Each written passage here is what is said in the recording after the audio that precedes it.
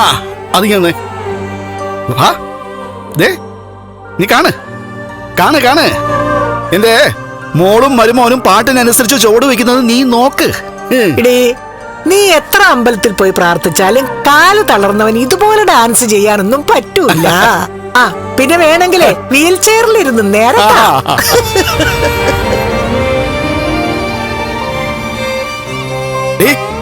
ഇപ്പോ കമലേശ്വരത്തെ പണവും പത്രാസും ഒക്കെ കണ്ടിട്ട് നിന്റെ മോള് കുറച്ചു ദിവസം അവിടെ പിടിച്ചു നീക്കാൻ നോക്കും.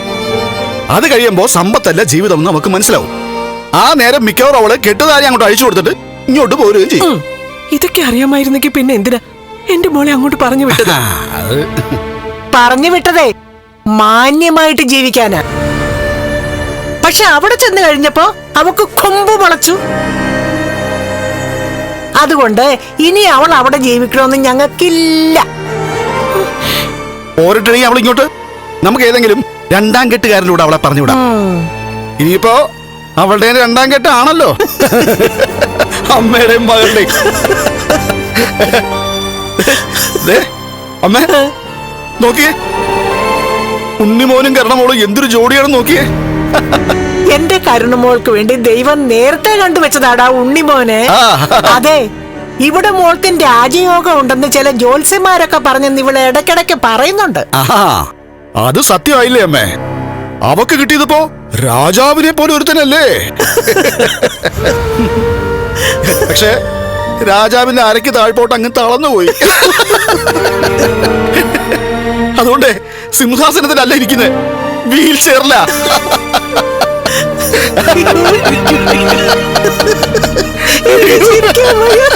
അമ്മ എന്നെ വീൽ ചെയറിലെ രാജാവ്. അയ്യോ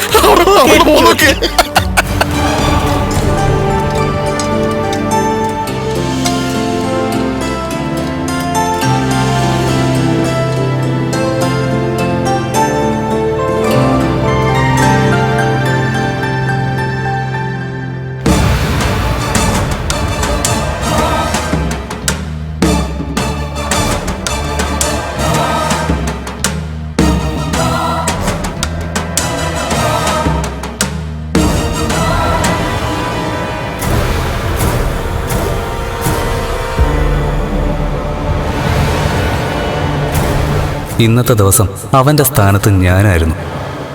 മഹാലക്ഷ്മിയുടെ കൈ പിടിച്ച് ചുവട് വയ്ക്കാൻ കഴിഞ്ഞു. കണ്ണ, ഞാനും അനന്തവും ഇവളും ലേഖയും ഒക്കെ എപ്പോഴും പറയാറുണ്ട് നിന്നെ ജർമ്മനിയിലേക്ക് കൂട്ടിക്കൊണ്ടുവരണമെന്ന്. നീ നിന്റെ കാലിന്റെ തളർച്ച കാരണം അതിന് സമ്മതിച്ചിട്ടില്ല. ഇപ്പൊ കല്യാണം കഴിഞ്ഞു. ഇനി 1 മാസം നിനക്കൊന്ന് മാറുന്നൂടെ മഹാലക്ഷ്മിയും കൊണ്ട്?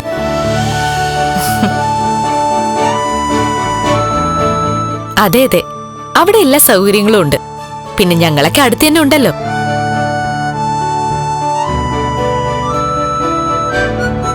എടാ, നീ അവിടെ വന്നൊന്ന് റിലാക്സ് ചെയ്യ്. നിന്റെ ഭാര്യയും നാടൊന്ന് കാണട്ടെ.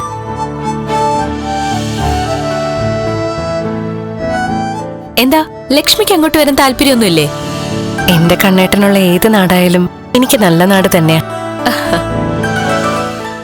ഓഹോ, ഇങ്ങനൊരു ഭാര്യയെ കിട്ടിയ നീ ഭാഗ്യവാനാ. എന്റെ കെട്ടിയോളെ പോലെ ഒരുവളായിരുന്നെങ്കിൽ ഇത് കേൾക്കേണ്ട താമസം ഫ്ലൈറ്റ് ബുക്ക് ചെയ്യാൻ പറഞ്ഞേനെ. അനന്തു ലേഖയും പ്രത്യേകം പറഞ്ഞിരിക്കുക നിങ്ങൾ 2 ആഴ്ചയെങ്കിലും അവിടെ വന്ന് നിൽക്കണമെന്ന്. ഇതുപോലൊക്കെ ജർമ്മനിയിലോട്ട് നമ്മളെ കൊണ്ടുപോകാൻ ഉണ്ണിയേട്ടന് ഫ്രണ്ട്സ് ഒന്നും ഇല്ലേ? അവര് പോകുമ്പോ നമുക്ക് വേണമെങ്കിലും പോവാം. എന്തിനാ അവർക്കൊപ്പം പോകുന്നത്? അവരുടെ കെയർ ഓഫിൽ ജീവിക്കാനല്ല ഞാൻ ഉണ്ണിയേട്ടന്റെ ഭാര്യയായത്. ഒന്ന് പയ്യെ പറ. ഫ്ലവേഴ്സ് സ്മാർട്ട് ഷോ ശനി ഞായർ ദിവസങ്ങളിൽ രാത്രി 9:30 ഫ്ലവേഴ്സിൽ.